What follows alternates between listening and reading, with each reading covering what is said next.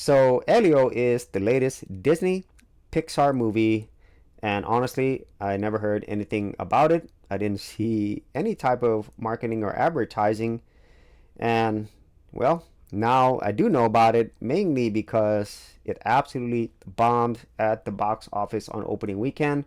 So here on its first weekend of release, it ranked number 3 behind How to Train Your Dragon the live action, and 28 years later, which just came out this weekend as well.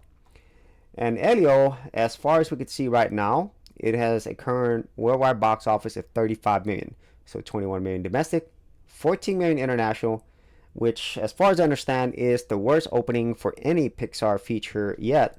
And it says the production budget is around 150 million, but I've heard it as being as high as 300 million.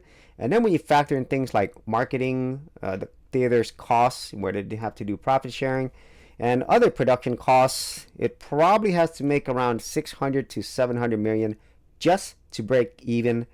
And with these type of numbers, it doesn't look like it's going to get there.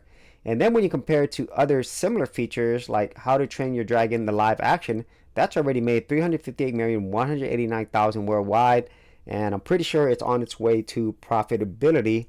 And then when you look at other recent Disney features, the Lilo and Stitch live action, this has already made $910,349,181. Basically, it's on its way to $1 billion, which is absolutely insane. And this kind of makes me think about a few things. First and foremost, it goes to this whole notion of people want to see something that they're used to or that they love. Because Elio, as far as I understand, is a good movie. I've heard more positives about this versus negatives, but it's also a brand new property. You know, it's not from an existing intellectual property, and so that's always a risk for any studio. And for years now, Disney has really not taking a lot of risks. You know, a lot of the movies, especially animated stuff that they have, it's typically going to be sequels or franchises. Of course, there are some original things as well, but for the vast majority, it is stuff that you've already seen before, either redone in a live action version or another sequel or part of the entire franchise. And in terms of these whole live action ones, I myself am not a fan of them, but obviously they make money.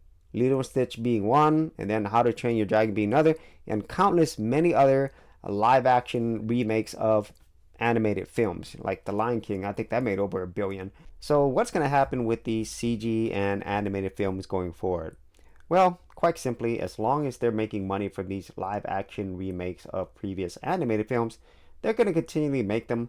And with the advent of AI and how much more powerful and better it keeps getting, we're probably going to get way more of these types of films while reducing the overall cost because they're not going to be using as many people. And in some cases, that could be a good thing. But in other cases, it could be a bad thing because, well, you're going to have less of these unique titles, you know, whether they're good or bad. And you're going to get more and more of the same until something else comes that makes more money.